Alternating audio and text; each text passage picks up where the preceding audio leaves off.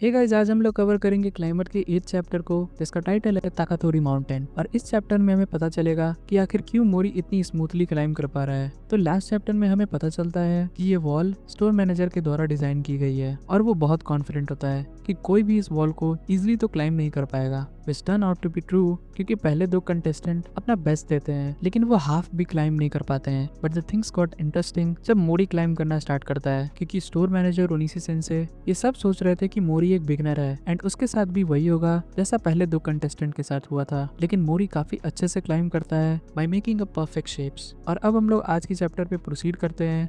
तो chapter start होता है मोरी के क्लाइंबिंग ही सीन से, जहाँ फुकुमोटो कहता है ये नहीं हो सकता, वो हाई स्टेप्स को यूज कर रहा है फॉर हायर रेंज। और स्टोर मैनेजर पॉज लेकर कहता है वो फिर से सही हो गया, वो ये सब कर रहा, वो भी विदाउट एनी हेजिटेशन। ऐसा लगता है उसने ये चीज को 100 बार किया है। जिस पर ओनिशी सेंसे कहते हैं मैनेजर क्या ये वॉल ताकातोरी माउंटेन पे बेस्ड है? स्टोर मैनेजर कहता है तुम्हें कैसे पता? जिस पर ओनिशी सेंसे कहते हैं जैसा कि मुझे लगा था, मोरी ने ताकातोरी माउंटेन को इमेज के थ्रू क्लाइम कर रखा है, वो भी काफी बार, इसलिए उसके दिमाग में वो प्रोसेस पूरी तरह से छप गई है। और मैं यकीन के साथ अभी कह सकता हूँ कि मोरी जिस चीज पर अभी क्लाइम कर रहा है वो उसे ताकातोरी माउंटेन ही समझकर क्लाइम कर रहा होगा। ओनिशी सेंसे की बात बिल्कुल सही होती है। इस टाइम मोरी पूरी तरह से ताकातोरी माउंटेन को ही समझकर क्लाइम कर रहा होता है और सब कुछ उसके हिसाब से जा रही होती है। फुकुमोटो और यूमी की दोस्त कहती है अमेजिंग, क्लाइम करते रहो बस। वही स्टोर मैनेजर कहता है ओनिशी सेंसे मैंने ताकातोरी माउंटेन को 40 साल तक क्लाइम किया है। तब वो पहाड़ बहुत साल पहले सिर्फ पत्थर का खदान हुआ करता था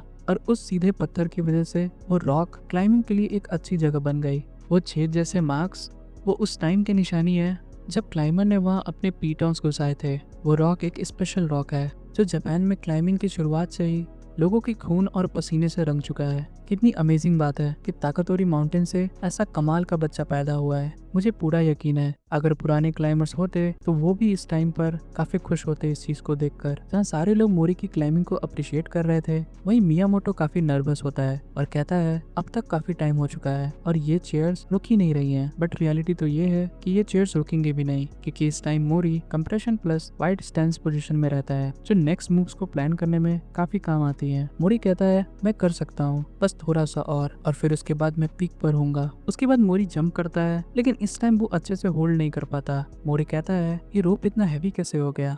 यूमी फुकुमोटो से पूछती है मोरी अचानक से रुक क्यों गया, क्या वो सही है? जिस पर फुकुमोटो कहता है मुझे पता था ये होगा, अगर ध्यान से देखा जाए तो उसकी आर्म्स में ऑक्सीजन नहीं बची हुई है। इतना ज्यादा स्ट्रेंथ यूज करने के कारण उसकी आर्म्स में ब्लड सर्कुलेशन सही से नहीं हो रहा और तो और एनर्जी भी नहीं जा पा रही है। अब शायद यही एंड है और अब कुछ बचा है तो मोरी का गिरना। फुकुमोटो की बातें बिल्कुल सही होती हैं, क्योंकि इस टाइम मोरी बहुत स्ट्रगल कर रहा होता है। वो ताकातोरी माउंटेन को कहता है बस थोड़ा ही सा तो बचा हुआ है और इस एंड टाइम में तुम भी मुझे नीचे गिराना चाहते हो। एंड सडनली मोरी को कुछ पास्ट की फ्लैशबैक दिखती है, जहाँ कोई एम्बुलेंस बुला रहा होता है और तो और कोई मोरी को ब्लेम करता है कि इन सब चीजों के लिए वो जिम्मेदार है। खैर, ब्लड सर्कुलेशन कम होने के कारण मोरी का हाथ छूट जाता है और अपने पास्ट को याद करके कहता है इन सब का कोई मतलब नहीं है। पूरी क्राउड ये चीज देखकर बिलीव नहीं कर पाती। क्राउड की आवाज से मियामोटो भी समझ जाता है कि मोरी गिर चुका है, लेकिन तभी मोरी अपने होश में आता है और वॉल को फिर से पकड़ लेता है। और यहीं पे हमारा 8th चैप्टर एंड होता है। तो अगर तुम्हें मेरी नरेशन पसंद आई हो तो please make sure to subscribe for upcoming breakdowns of climber.